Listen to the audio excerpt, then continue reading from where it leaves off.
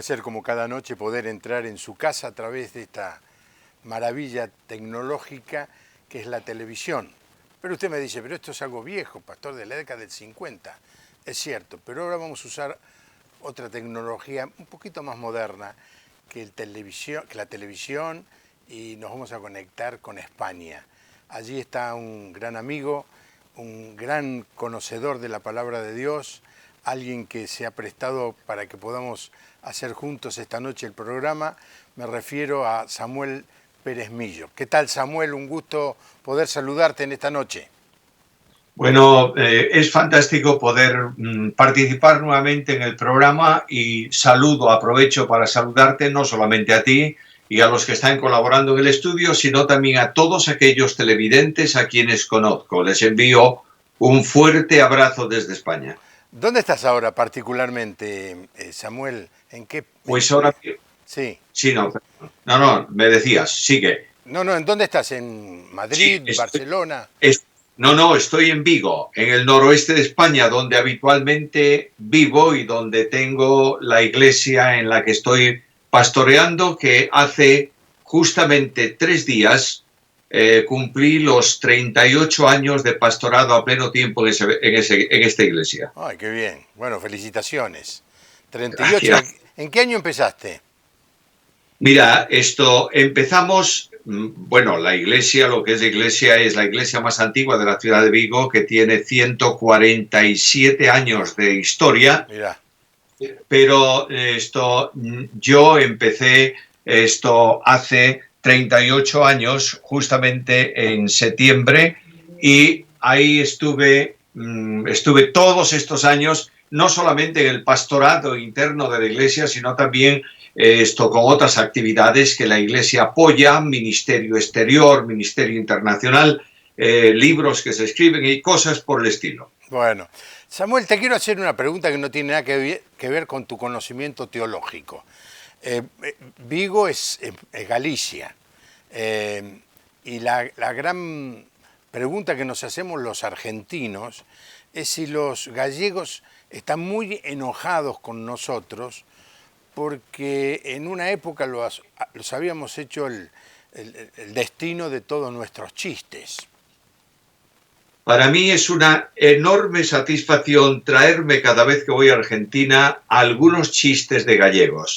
Y de vez en cuando también llevo yo alguno para el que los colecciona. Ajá. ¿Y de argentinos, se escuchan chistes de argentinos ahí en Galicia?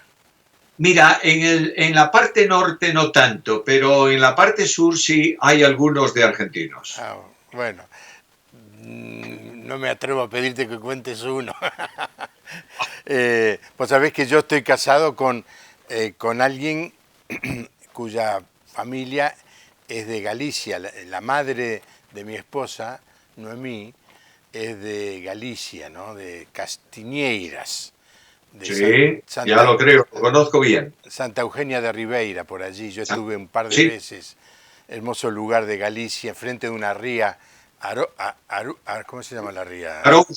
Arousa, sí. ¿Cómo fue que conociste al Señor, Samuel? Bueno, yo soy la 5ª generación de evangélicos, que hablar de eso en España es enormemente difícil. Yo debo ser uno de los únicos elementos que pueden decir esto en toda la nación. Nací en un hogar evangélico. Mi abuelo materno estaba dedicado a pleno tiempo a llevar la Biblia por España a todos los pueblos y ciudades donde podía. Mi padre fue también uno de los líderes de la iglesia, y cuando yo tenía 6 años, en una reunión de oración misionera, el pastor de nuestra iglesia predicó aquel día sobre el pasaje del Evangelio: echa la red a la mano derecha y hallarás. Y cuando él terminaba, antes de dedicar el tiempo a la oración, él dijo una cosa que me tocó tremendamente. Y él dijo: vamos a orar por los que predican el Evangelio en distintos países, porque recordemos que los peces que no están en la red se pierden. Y es como si yo me preguntase en aquel momento, ¿y tú dónde estás? ¿En la red o fuera de la red? Cuando terminó la reunión, hablé con el pastor y el pastor me llevó allí a un lado, me contó una historia y me dijo si yo quería recibir a Jesús como mi Salvador personal, y así lo hice cuando tenía 6 años. Desde entonces aquí estoy con Cristo y en Cristo, y Él está conmigo. Qué bárbaro. Qué interesante experiencia la de un niño escuchando la palabra de Dios y de golpe, fíjate que la idea del predicador era que pensemos en los peces que no están en la red, pero en este caso, no tengo duda, el Espíritu de Dios te hizo pensar a vos que quizás vos seas uno de esos peces que está fuera de la red. O sea que vos creés que un niño puede entender perfectamente el mensaje. Cuando un niño es capaz de entender lo que es bueno y lo que es malo, puede entender que necesita a Cristo como Salvador personal, comprender el mensaje de la cruz en sencillez y entregar su vida a Cristo, porque Jesús dijo, dejad que los niños vengan a mí. Vos sabés que aquí teníamos en la Argentina una tremenda mujer de Dios, la señorita Teda Krieger, que predicó eso todo el tiempo, le habló a los pastores de la importancia de evangelizar a los niños. Algunos no creían que un niño podía tomar una decisión así. En esta noche somos 2 los que damos fe de que eso es posible. Samuel Pérez Millo y un servidor, Juan Pablo Bongarrá, también, no en una reunión como la que estaba contando Samuel, pero en una noche me sacaban a mí de la reunión de los adultos para que no hiciera lío y me pusieron con una maestra y la maestra habló y esa noche yo tomé la decisión de recibir a Cristo como mi Salvador. Así que es muy, muy bueno recordar esto, Samuel. Una de las preocupaciones que más me están perturbando es el notar el avance de lo que se ha llamado, especialmente en el siglo pasado, al principio, el liberalismo teológico. Y tengo una frase para leerte, que seguramente la conoces muy bien, y me gustaría que charláramos sobre esta frase en el transcurso del programa. Dijo el teólogo Richard Niebuhr, un Dios sin ira, llevando a los hombres sin pecado, dentro de un reino sin juicio, por medio del ministerio de un Cristo sin cruz. Y yo pienso que si bien el auge del liberalismo como que pasó, hoy ese liberalismo se introduce dentro del mundo evangélico de otras maneras. No sé si te parece un tema interesante para charlar, Samuel. Interesantísimo, porque el liberalismo que fue radical y contra el que se actuó con firmeza, es muy sutil en el tiempo de hoy y se introduce de la misma manera para eliminar de forma muy especial la inspiración plenaria de la Biblia, sí, la inerrancia del mensaje y la autoridad de la Escritura.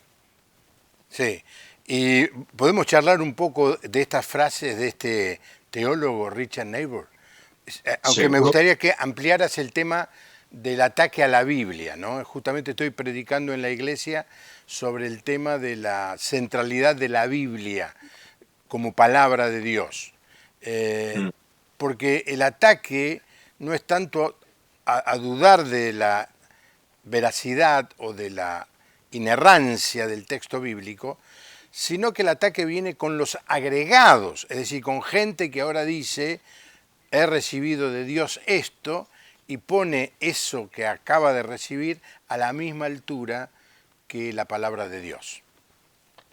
Bien, el problema de la interpretación bíblica subjetiva, emotiva, es una grave consecuencia de haber abandonado la enseñanza fundamental de la Biblia en los últimos años. Quiero decir con esto que la Biblia es un libro que está desapareciendo del púlpito de la Iglesia. El púlpito, simplemente con que pensemos un poquito en la forma de la Iglesia nos damos cuenta de esto. Al principio de la historia de la Iglesia y hasta la Edad Media, el frente de la Iglesia estaba ocupado por un altar porque había que hacer un sacrificio. A partir de la Reforma está ocupado por un púlpito porque hay que predicar la palabra. Sí. En nuestros días el escenario eliminó al púlpito y la Biblia está ausente de muchísimos púlpitos de las iglesias, de enseñanza para la juventud, de enseñanza para la escuela dominical, de lectura en el hogar, etcétera, etcétera. No es de extrañarse que frente a una dejadez de la enseñanza bíblica, el problema surja, se produzca y haya un desprecio absoluto por la Biblia en una dimensión de obediencia y de fe. De ahí que el liberalismo va tomando distintas formas, distintos modelos, y en nuestro tiempo el subjetivismo y también las ideas de relativismo que llenan nuestra sociedad han traído una consecuencia grave en aquellos que tienen la obligación de predicar la palabra y se olvidan tal vez de que el apóstol Pablo dice a los líderes de la iglesia, a los maestros de la iglesia, a los pastores de la iglesia: te encarezco que prediques la palabra. Si pudieras explicar esas dos palabras, subjetivismo y relativismo, en hechos concretos, en ejemplos que la audiencia, lo que nosotros decimos aquí en la Argentina, el ciudadano de a pie, no necesariamente conoce la interpretación de esa palabra dentro de lo que estamos hablando. Bien, esto tendremos que recordar que la sociedad de hoy es una sociedad que se llama la sociedad de la posverdad.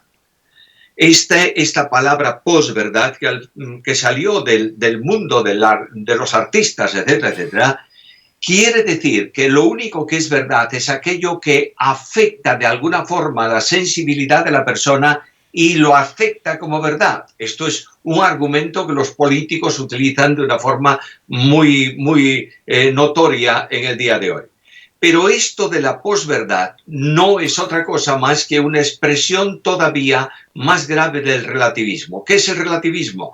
Pues el relativismo, la palabra lo dice, todo es relativo, nadie tiene verdad absoluta, no existen los absolutos. Y cada uno de los que piensan y se expresan un aspecto de una verdad o de la verdad, pero que no es absoluta. No existe la verdad absoluta.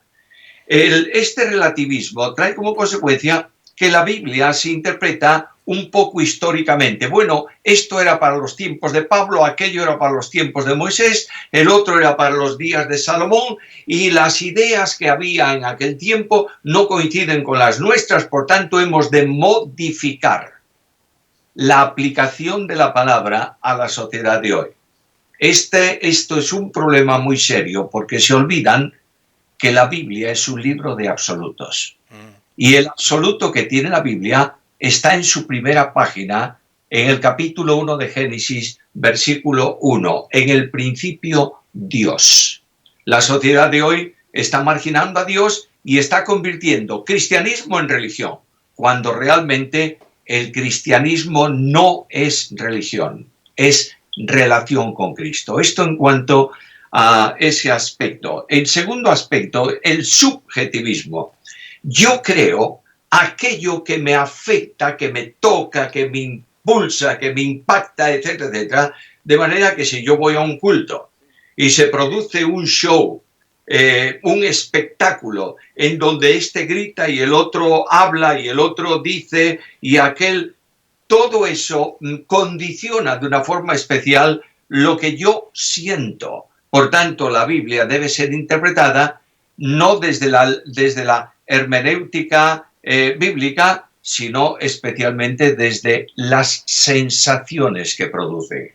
Y hay personas que se atreven a tomar con títulos rimbombantes ciertos aspectos o cargos eclesiales para decir a la congregación el domingo por la mañana: Dios me ha dicho hoy. Y como Dios me ha dicho esto, y es una revelación que tiene que ser aplicada para la congregación con el don espiritual que yo tengo, es tan válido como lo que dice la Biblia. Eso es una falsedad absoluta que trae como consecuencia congregaciones emotivas y no congregaciones fieles. Por último, la exposición bíblica ha dejado de ser exposición para ser motivación. Y hay una ola tremenda por todo el mundo que lo que dice es que hablar de juicio, de justicia de Dios, de condenación eterna por el pecado, etcétera, etcétera, etcétera, eso no encaja en el día de hoy. El creyente tiene que oír mensajes motivadores. ¿Y cuál es el mensaje motivador? Tú puedes.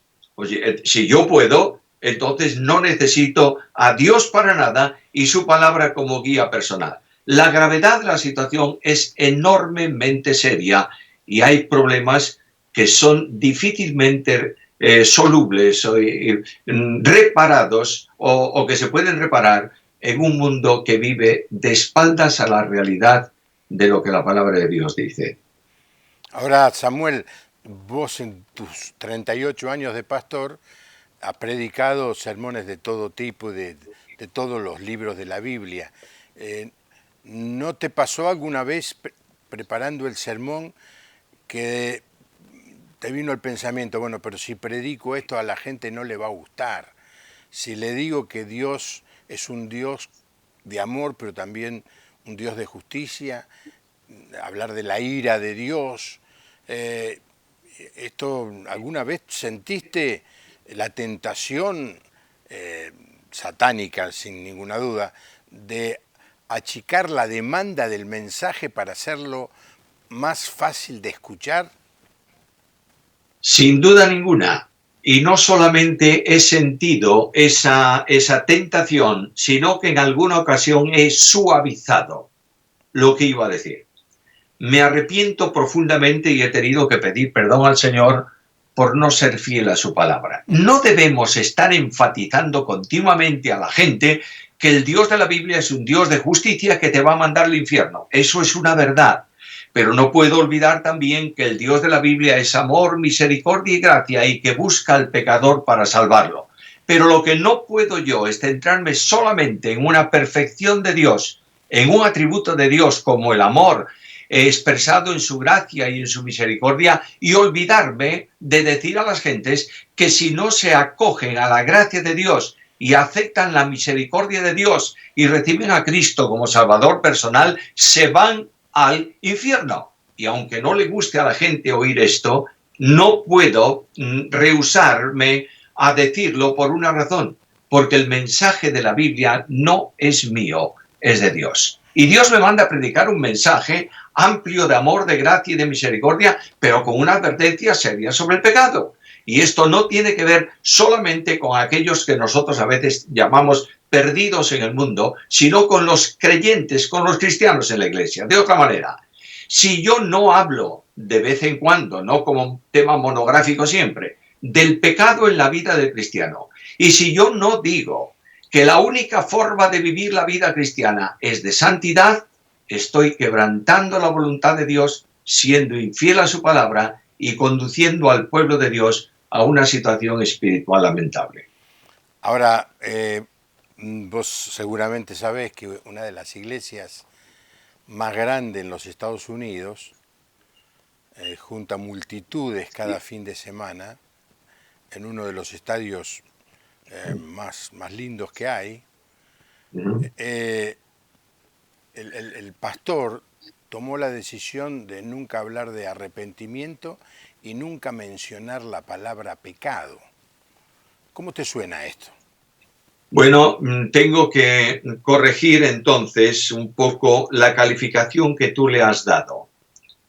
El pastor, yo diría el asalariado, que busca satisfacer sus demandas personales y enriquecerse a costa de un pueblo que vive engañado.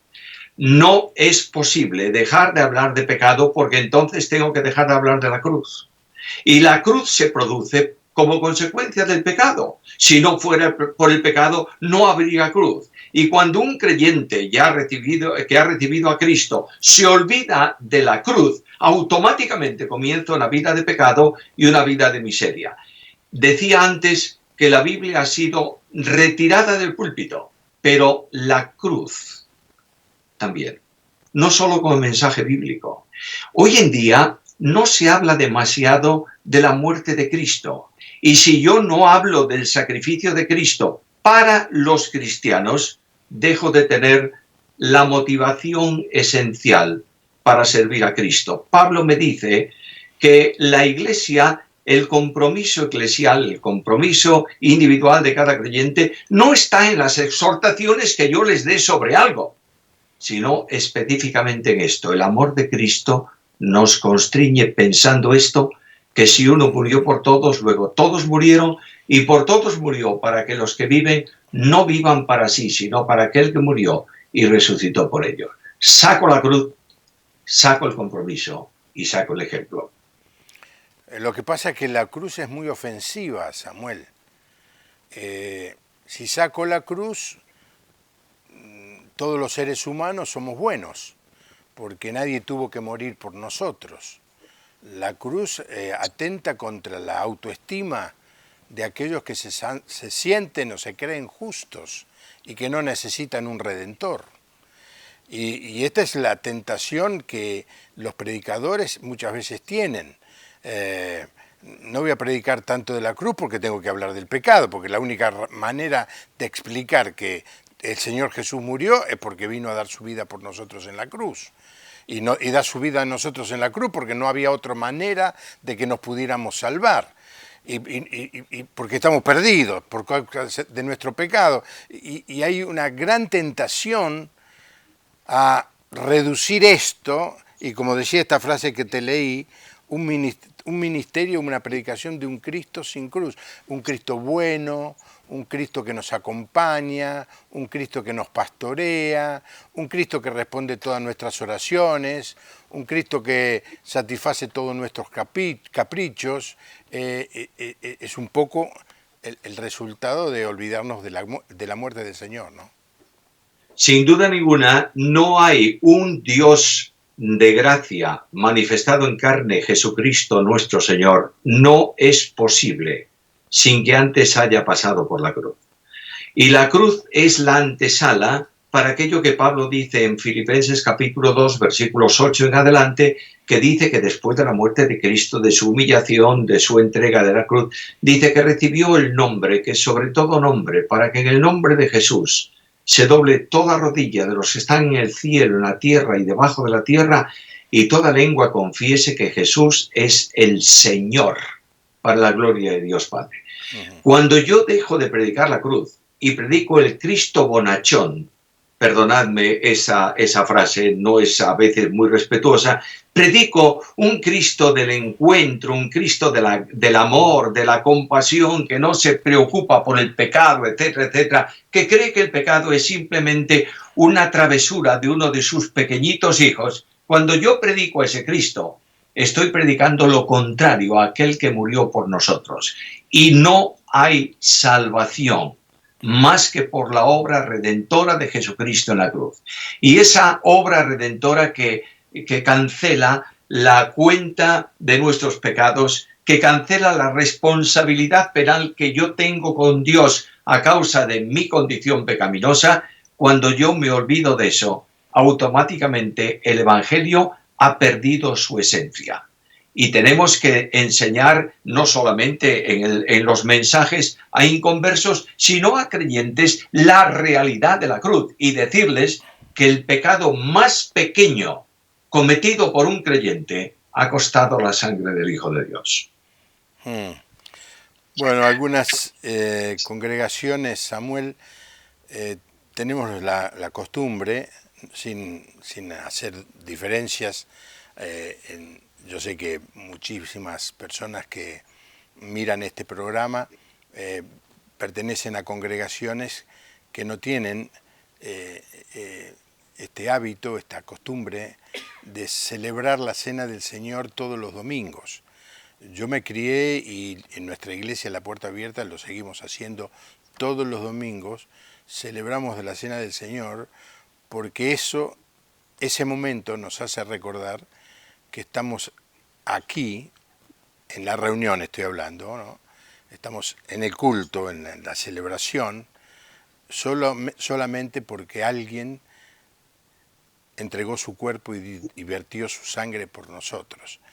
Lo cierto es que en iglesias donde no hay una costumbre así, la Cena del Señor se hace cada tanto, una vez por mes, cada 3 meses, pierden la posibilidad de repetir esto constantemente.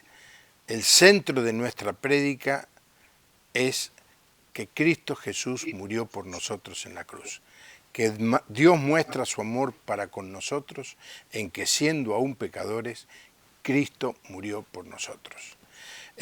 Y la verdad que es increíble, ¿no? Pasan los meses, pasan los años, y yo cada vez que llego al momento de la Cena del Señor me conmuevo pensando en que el Señor murió por ese pequeño pecadito que hice cuando yo tenía 6, 7 años, pero ya era consciente del bien y del mal, como nos decías antes. Seguramente en tu iglesia también celebran la cena todos los domingos, ¿no es cierto? Todos los domingos. ¿Y qué beneficio Sí. trae eso, Samuel? Bueno, primeramente, esto es un acto de obediencia a Cristo. El Señor dijo, haced esto todas las veces. Es decir, participar del pan y del vino recordándome a mí. No venimos a recordar solo su muerte, sino venimos a recordar su persona y su obra, que comprende la muerte, indudablemente, pero también la resurrección. El culto en donde se celebra la ordenanza del partimiento del pan es un culto festivo, porque está con nosotros aquel que habiendo muerto resucitó. Yo adoro a un Cristo vivo, pero no puedo dejar de ver las huellas que la cruz deja en sus manos y en sus pies y en su costado, para que en la reflexión íntima, mientras tomo del pan que simboliza su cuerpo entregado y bebo del vino que representa su sangre, en esa simbología yo sienta que Dios me amó, entregó a su Hijo y su Hijo murió por mí. Es una bendición tremenda el partimiento del pan cada domingo, y Hechos de los Apóstoles nos presenta a una iglesia que partía el pan de esa manera. Si alguien dice, bueno, yo no tengo fecha para hacerlo y lo hago cada 15 días, bueno, está bien, hágalo cada 15 días, que lo haga por lo menos. Pero si alguien dijese, yo voy a partir el pan todos los días, podría hacerlo también y estaría siempre recordando a aquel que me amó y se entregó a sí mismo por mí. Ahora te voy a hacer una pregunta filosa. Hace un rato hablaste en contra de manejarnos en base a sentimientos, pero recién dijiste que cuando participás del Señor, del pan y del vino, tú tenés un sentimiento. Hablanos del valor y del sano uso de nuestros sentimientos, porque dijiste no nos podemos manejar por sentimientos, pero ahora dijiste que vos tenés sentimientos cuando participás de la Cena del Señor. Bien, hay 2 tipos de sentimientos. Un sentimiento emocional que se forma por sugestión mental y que conduce a una experiencia que no es bíblica. Y hay un sentimiento bíblico que es impulsado por el Espíritu Santo y que tiene que ver especialmente con la expresión íntima al corazón cristiano de alguna provisión de Dios. Por ejemplo, yo siento que el Señor se manifiesta, que el Espíritu de Dios se manifiesta produciendo experiencias tales como que soy incapaz de controlar mi risa y estoy riéndome durante 10 minutos y esa es una experiencia de Dios. Puede ser que escuche también a otros que dicen que el Señor se reveló a ellos en un sueño, una visión, y esa visión que han recibido, que condiciona su sentimiento específico, no descansa en la autoridad de la Biblia. Es decir, es algo no bíblico o fuera de la Biblia. y se le da la categoría de Biblia y se fundamenta, se establece en torno a ese sentimiento, a ese sentimentalismo, se fundamenta una experiencia llamada cristiana. Otra cosa muy distinta es que la Biblia, abriendo la Biblia, yo leo un versículo sencillo, porque de tal manera amó Dios al mundo que ha dado a su Hijo unigénito, para que todo aquel que en él cree no se pierda, mas tenga vida eterna. Y de pronto esa palabra de Dios, que es viva y es eficaz, al impulso del Espíritu Santo, me hace sentir la gloriosa dimensión del amor de Dios en mi vida. Ese sentimiento, este sentimiento, no es otro que el que descansa plenamente en la Escritura. El otro es un invento de hombres que trae siempre malas consecuencias. Claro, pero ¿cómo saber cuál es la diferencia? ¿Cómo saber que es bueno o malo el sentimiento? Muy bien, no hay nada que el creyente pueda sentir en su vida cristiana que no sea sentimiento o sensibilidad de Cristo, que es el núcleo de la vida cristiana. La vida cristiana es esta. Para mí, el vivir es Cristo.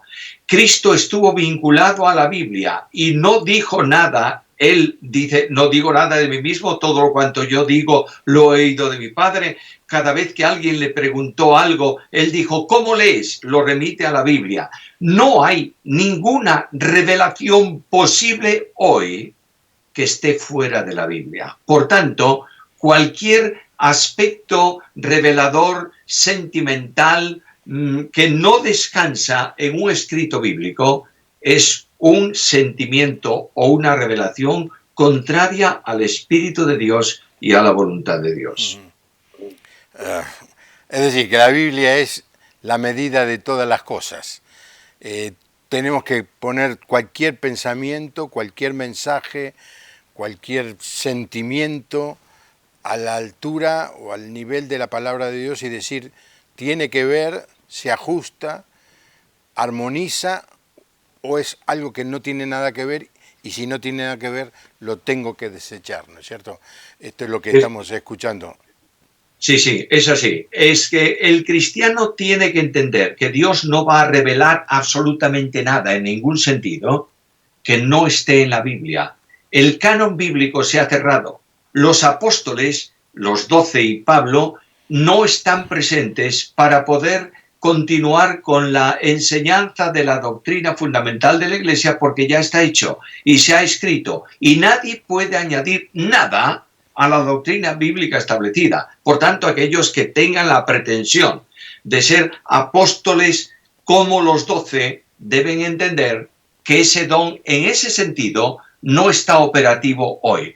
Alguien te dice, bueno, yo soy apóstol porque la palabra significa enviado. Bueno, pues no utilices tanto eso porque te voy a mandar un amigo mío con un mensaje y le voy a llamar un ángel, porque ángel significa mensajero. Por tanto, tenemos que utilizar una terminología que no sirva para engañar a los demás. Si yo soy un apóstol con la medida y dimensión de los 12, yo tengo una autoridad sobre la congregación y ellos tienen que obedecerme porque soy apóstol. Lo que soy es un mentiroso. ¿Qué somos entonces? ¿Pastores? ¿Vos y yo? Si tenemos el don de pastor, naturalmente que sí. Los líderes de la iglesia, los que gobiernan la congregación, gobernarlo en el sentido bíblico de la palabra, se les llama en algunos lugares pastores, en otros se les llaman ancianos. El pastor se distingue del anciano en que el pastor es un don, el anciano es un oficio. Ahora, si yo tengo el don porque Dios me lo dio, no porque lo pido y lo recibo. Si yo tengo el don de pastor, tengo la obligación de pastorear la iglesia. Y pastorear la iglesia es reproducir en el poder del Espíritu el ministerio pastoral del gran pastor de las ovejas por la sangre del pacto eterno que es Jesucristo.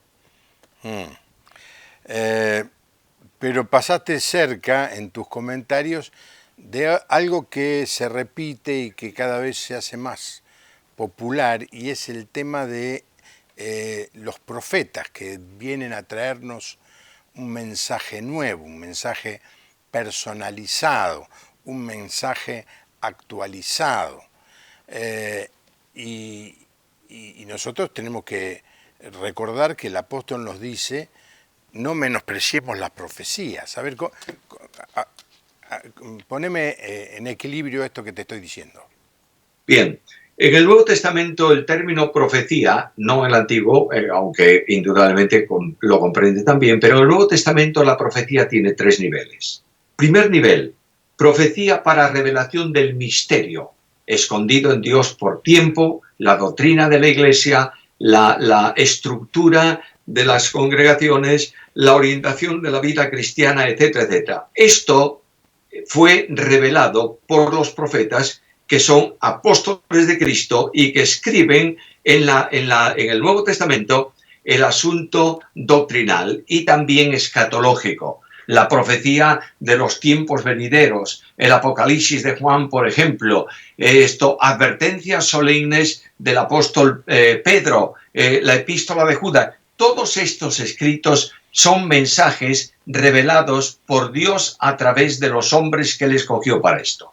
Ahora, terminada esa manifestación profética de cosas desconocidas y de doctrina fundamental, se pasa al segundo nivel de profecía. ¿Y cuál es este nivel? Está en Carta a los Corintios, primera carta, capítulo 14, que dice que el que profetiza habla para aliento, exhortación y consolación.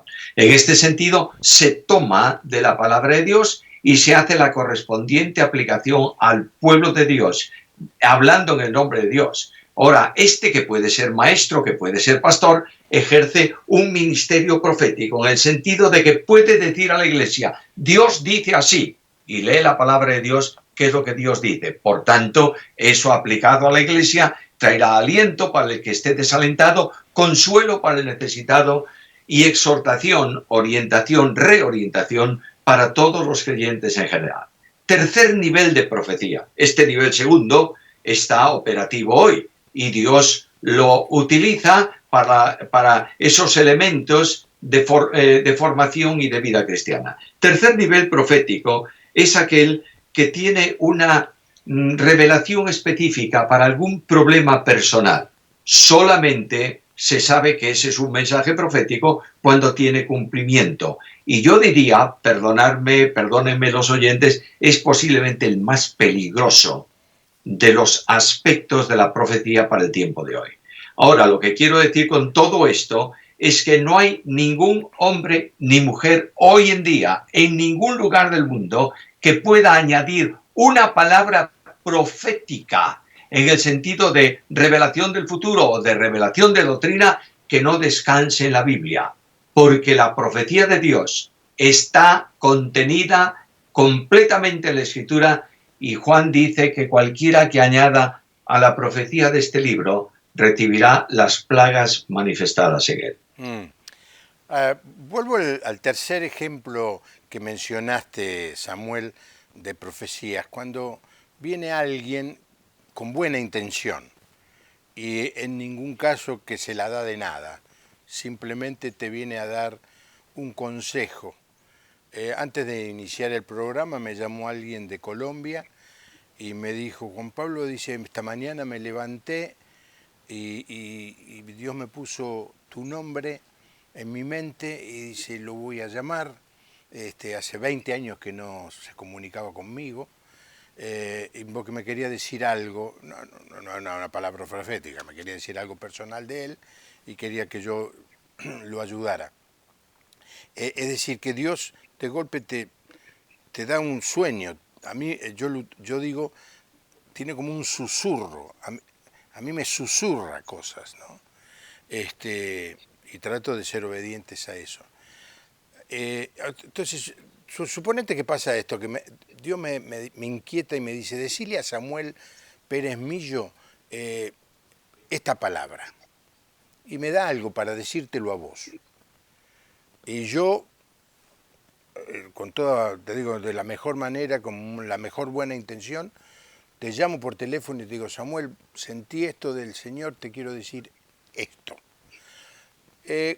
¿Cómo actuarías vos? ¿Cómo debería actuar alguien que escucha que viene alguien con buena intención a decirle algo? ¿Lo tiene que creer? 100% porque es una persona buena, tiene buenas intenciones, o tiene que hacer un proceso para saber si esto es de Dios o no? Bueno, el proceso se va a cumplir más adelante, pero si alguien viene, un creyente firme, serio en la fe, conocedor de la Biblia, y me dice, Samuel, yo siento algo hacia ti o para decirte que tengas cuidado con algo que vas a hacer, y no me especifica más, yo tengo que recibir eso como una advertencia solemne de parte de Dios. E indudablemente no contradice en nada a la palabra, Claro. no se opone en nada a la doctrina, pero es una advertencia de parte de Dios para mí. En mi vida personal a lo largo de todos estos años he pasado por momentos de ciertas dificultades en el ministerio con personas que no comprendían mi labor o mis propuestas o en fin, estas cosas todas que pasan en el ministerio, y en una cierta ocasión un hermano que yo no conocía y que pasaba por la iglesia me dio un abrazo al salir y me dijo, Samuel, solamente quiero decirte algo que siento que debo decírtelo. Y me recitó aquel texto que dice, no temas, yo estoy contigo, habla y no pares. Bueno, ha sido una revelación profunda para mí que me ayudó enormemente en decisiones que tenía que tomar. Por tanto, Dios utiliza creyentes en este sentido, pero lo que no podré admitir en ningún momento es que alguien venga y me diga, mira, tengo una palabra para ti. Yo sé que Dios te va a dar el don de apóstol. No, porque eso no existe, no está en la Biblia, no es correspondiente a la palabra de Dios, no corresponde con lo que la Biblia enseña, por tanto yo no puedo aceptar esa profecía, entre comillas, como algo que procede de Dios. Interesante. No, tengo que tener cuidado, Samuel. Vos sabés que hay mucha gente que ve el programa y que utiliza el nombre de apóstol. Yo tengo mi propia opinión y tengo que ser respetuoso de la audiencia multifacética que tiene Canal Luz en la Argentina, en Uruguay, en Perú, en Chile y también en muchas partes de Latinoamérica y aún del mundo a través de todas las redes sociales. Pero es muy valioso lo que vos nos decís.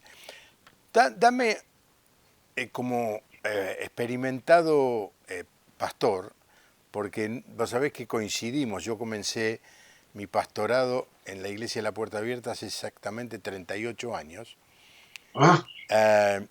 Pero ¿qué consejo le darías a un pastor de una nueva generación y que está en esta tensión? Quiere predicar el Evangelio sacrosanto, pero quiere tener éxito, quiere juntar gente, quiere tener crecimiento en la iglesia. Y ahí siempre hay un atajo, ¿viste? Obviamente si traemos al mejor cantante del momento se va a llenar el templo, ¿no? Si hacemos alguna cosa estrambótica también se va a llenar. Y entonces estamos, los pastores jóvenes están en esa tensión. De hecho, este pastor que me llamó de Colombia, que estaba mencionando, me está hablando de la tensión que él vive frente al deseo de predicar el señorío de Cristo en un mundo evangélico en donde se está predicando la prosperidad y todo lo demás. ¿Qué consejo le darías a la generación joven? Primero, la generación joven tiene que recapacitar sobre lo que quiere hacer en relación con el Señor. De esta manera, Dios ha llamado a una persona al ministerio o lo ha llamado la iglesia o la organización. Si lo ha llamado el Señor, la responsabilidad suya es con el Señor. Segunda cosa, la obra de Dios no se puede hacer por el hombre, la hace Dios a través de los hombres. Por tanto, para ser instrumento en las manos de Dios, hay que ajustarse a las demandas de Dios. Tercera cosa, la Biblia enseña a los pastores a predicar la palabra. Y predicar la palabra no significa seleccionar algo de ella, sino predicar toda la palabra, toda la verdad de Dios. No digo que cada pastor haga un culto de exégesis, versículo a versículo de toda la Biblia, porque morirá la congregación y no terminó el ministerio. Pero quiero decir que presente la Biblia, que predique la Biblia, que se sujete a la Biblia y deje a un lado todo aquello que no es Biblia y a veces la sustituye. Tercera o cuarta cosa, dedíquese a la oración y fomente la oración en la iglesia. Una de las experiencias que yo tengo en el pastorado de nuestra iglesia es que hace 10 años nosotros estábamos pensando que había algún punto de misión que teníamos establecido que no iba a funcionar. Y estábamos un tanto preocupados y decíamos, bueno, ya tenemos bastante membresía, al fin y al cabo en España las iglesias no crecen, en fin, todas estas justificaciones personales. Y alguien sugirió y dijo, ¿por qué no fomentamos un poco más la oración en la iglesia? Llevamos la oración a los grupos de hogar y pasó de una asistencia de unos 100 personas habitualmente en la iglesia a más de 300 personas en las casas. Luego se ha promovido un ministerio de oración que nosotros llamamos Vigilia de Oración todos los viernes finales de mes en el templo, que comienza a las 9 de la noche y termina cuando termina. Y una vez por año, concretamente el último viernes de este mes, tenemos 24 horas de oración continuada en el templo de la iglesia, terminando con un culto de alabanza. Nosotros nos hemos comprometido a predicar la palabra y orar, y Dios hace la obra, hasta el punto que ahora mismo, con 2 reuniones cada domingo, estamos abordando la compra de un nuevo lugar para que pueda haber por lo menos un auditorio para 1.200 personas. Solo lo hace Dios. Si yo claudico en lo que Dios demanda, Dios no va a bendecir mi ministerio. Y si la gente no quiere escuchar la Biblia, será su problema. Pero yo no puedo variar el mensaje porque no tengo otro mensaje. No hay otro evangelio. Bueno, los números que mencionás en Latinoamérica no impresionan mucho. Le digo esto a la audiencia, no a Samuel, que sabe bien esto. En España son números muy difíciles de comparar, porque la situación en España de las iglesias en su mayoría es decreciente. El secularismo, el ateísmo está ganando a la cultura del español medio y cada vez es más duro la plantación y el crecimiento de las iglesias. Por eso lo que está viviendo Samuel allí en Vigo es algo extraordinario y damos gracias a Dios por eso. Pero gracias por tus consejos. Los tomo, aunque soy viejo como vos, tomo los consejos que acabas de mencionar. Gracias, Samuel, por habernos permitido hacer el programa con vos esta noche. Para mí un privilegio. Un saludo cariñoso para la audiencia, un abrazo muy fuerte para ti y estaré orando para que este programa sea un instrumento en las manos de Dios para edificación de su pueblo y para gloria de su nombre. ¿Cuándo pensabas venir por Latinoamérica? Dios mediante, en enero próximo estaré en Argentina para una semana con jóvenes en Córdoba y 2 semanas con 2 iglesias en el Pichi Traful, en el sur argentino. Ajá.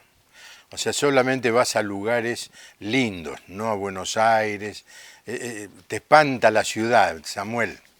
No es que me espanta la ciudad, tengo ahí familia de mi esposa Susana, su hija, su nieta, su nieto, y siempre que paso por Buenos Aires no hay más remedio, y además con mucho gusto, que pasar por la casa de ellos para darle un abrazo a los pequeños.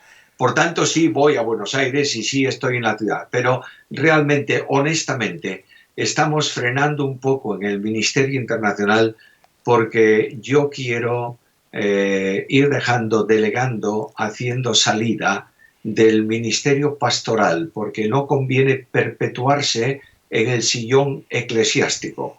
Conviene que otros tomen el camino y Dios utilice el ministerio para su gloria. Una buena pregunta, pero entonces ¿hay jubilación para los pastores? No, el pastor no se jubila nunca, pero deja de molestar en la iglesia.